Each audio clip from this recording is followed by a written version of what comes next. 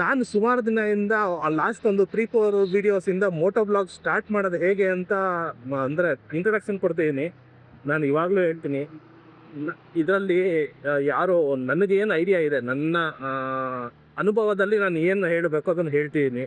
ಇದರಲ್ಲಿ ನಿಮ್ಗೇನಾರು ನಾನು ಹೇಳಿದ್ದು ಒಂದು ಸ್ವಲ್ಪ ತಪ್ಪು ಅಂತ ಅನಿಸಿದ್ರೂ ಯಾರು ಗೈಡ್ ಮಾಡ್ಬೋದು, ತೊಂದರೆ ಇಲ್ಲ.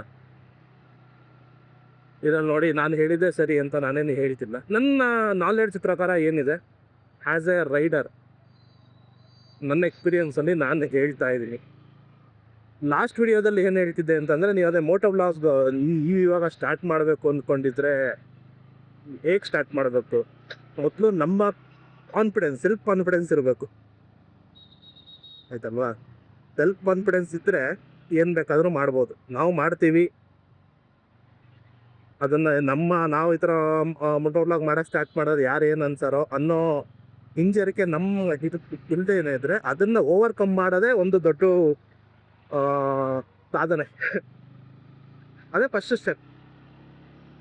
ನಮ್ಮ ಹಿಂಜರಿಕೆನ ನಾವು ಯಾವಾಗ ಹೋಗಿಸ್ಕೊಳ್ತೀವೋ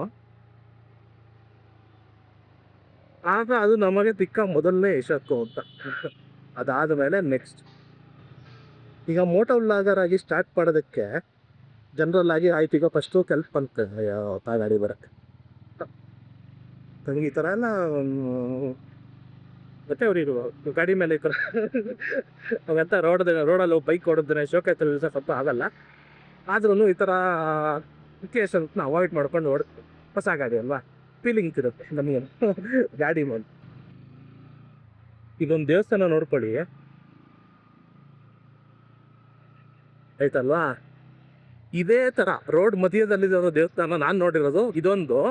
ಅದಾದ ಮೇಲೆ ಇದ್ರ ಹತ್ರ ಹೆಸರುಘಟ್ಟ ಇಂದ ಸ್ವಲ್ಪ ಮುಂದೆ ಹೋದರೆ ಚಿಕ್ಕಮದುರೆಗೆ ಹೋಗ್ಬೇಕಾದ್ರೆ ಅಲ್ಲಿ ಅದೇ ಥರ ರೋಡ್ ಮಧ್ಯದಲ್ಲಿ ಮುನೇಶ್ವರ ಸ್ವಾಮಿ ದೇವಸ್ಥಾನ.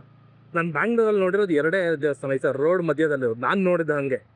ಬೇರೆ ಕಡೆ ಇರ್ಬೋದು, ನಾನು ಅಬ್ಸರ್ವ್ ಮಾಡಿರೋದೊಂದು ಹೆಸರುಘಟ್ಟದಲ್ಲೊಂದು, ಇಲ್ಲೊಂದು ಕೆಂಗೇರಿಲೊಂದು. ರೋಡ್ ಮಧ್ಯದಲ್ಲಿ ದೇವಸ್ಥಾನ ಮಾಡಿರೋ ಚೆನ್ನಾಗಿದೆ ಒಂಥರ ಕಾನ್ಸೆಪ್ಟ್. ಯಾರು ಅರ್ಜೆಂಟಿನವರು ದೇವಸ್ಥಾನ ಒಳಗಡೆ ಹೋಗಿ ರೌಂಡ್ ಹೊಡಿಬೇಕು ಅಂತೇನಿಲ್ಲ, ಪ್ರದಕ್ಷಿಣೆ ಹಾಕ್ಬೇಕಂತ ಇಲ್ಲ. ಆಚೆ ಕಡೆಯಿಂದ ವೆಹಿಕಲ್ನಲ್ಲಿ ಪ್ರದಕ್ಷಿಣೆ ಹಾಕಿದ್ರು ಆಯ್ತು.